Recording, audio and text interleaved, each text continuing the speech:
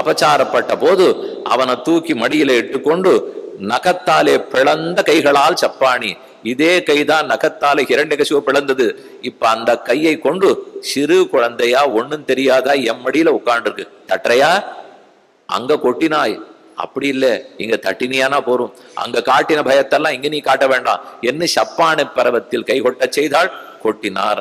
அடுத்தது மாணிக்க கிங்கணி சப்பானி முடிந்து தளர்நடை பருவம் தொடர் சங்கிலிகை சலார் பிலார் என்ன தூங்கு பொன்மணி ஒலிப்ப படுமும்முத புனல் சூர வாரணம் பையனின் நூறுவது போல் உடன்கூடி கிங்கிணி ஆரவாரிப்ப உடமணி பெரகரங்க தடந்தாளினை கொண்டு சாரங்கவாணி தளர்நடை நடவானோ.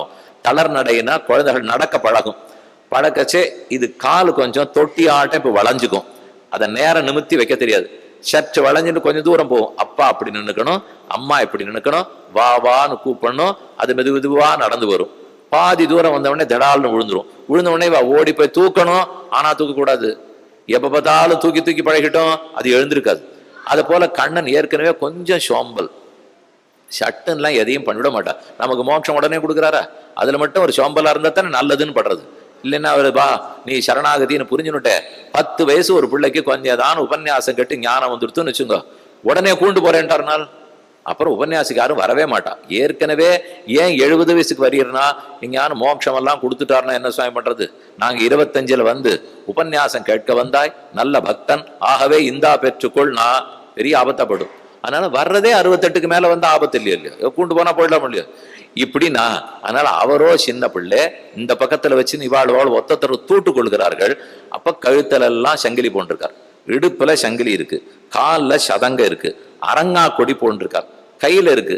இது ஒவ்வொன்றும் அவர் நடக்க போறச்சே அருந்து விடுறது, பருத்த திருமேனியோ இல்லையோ. அதனால கையில இருக்கிறது இடுப்புல இருக்கிறது சிக்கிக்கிறது, இடுப்புல இருக்கிறது காலில் இருக்கிறது சிக்கிக்கிறது.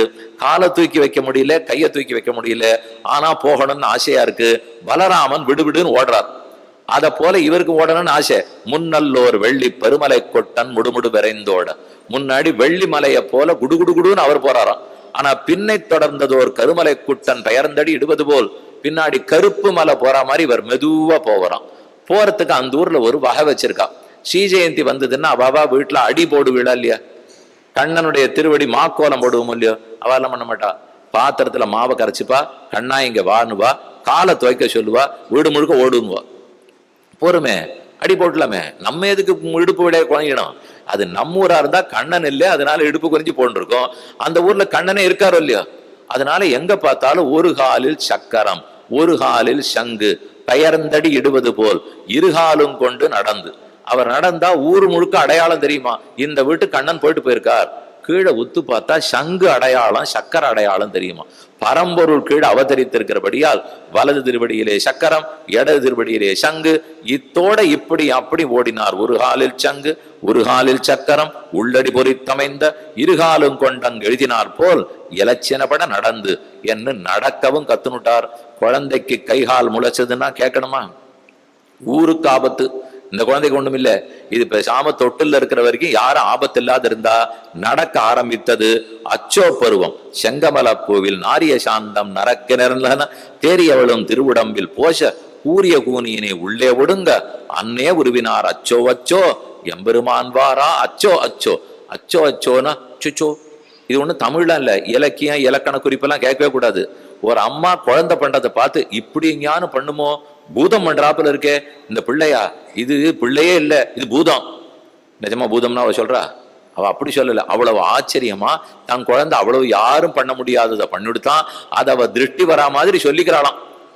நம்ம பிள்ளை ஒரு படி சாதமே சாப்பிட்டா கூட வயறு ஒட்டி போயிருக்கு, சாப்பிடவே மாட்டேங்கிறதுன்னு சொல்லணும்.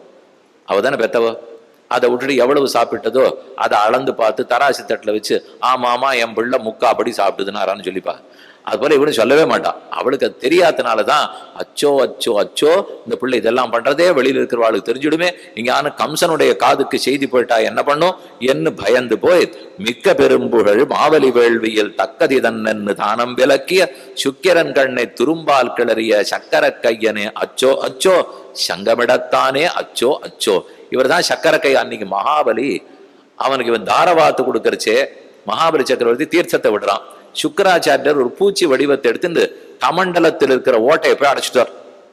அது வாமனனுக்கு அவரே வரம் கொடுத்துட்டார், இவன் தர மாட்டேங்கிறாரு அப்படின்னு நினைச்சுன்னு ஒரு தர்பத்தை எடுத்து மெதுவா அந்த ஓட்டையை விட்டுப்படி கிளறினார். ஒரு கண்ணு சுக்கராச்சாரியருக்கு போச்சு, வெளியில வந்து விழுந்தார், தண்ணீர் விழுந்தது.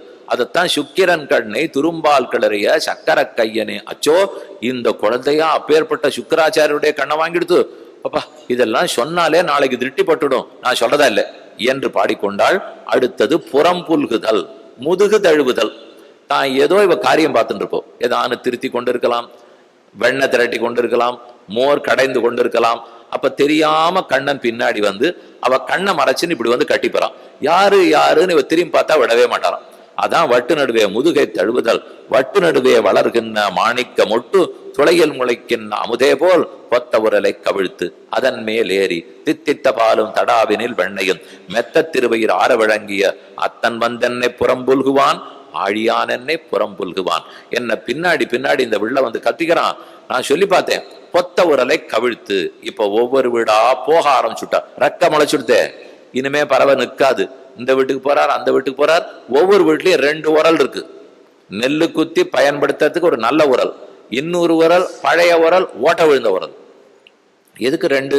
ஓட்ட விழுந்தது தூக்கி போட்டக்கூடாது. அண்ணால் கண்ணன் ஏறி திருடுறதுக்குன்னு அவாவா ஏணியா இந்த உரலை வச்சிருப்பாளாம். 6 தூக்கி போட மாட்டா.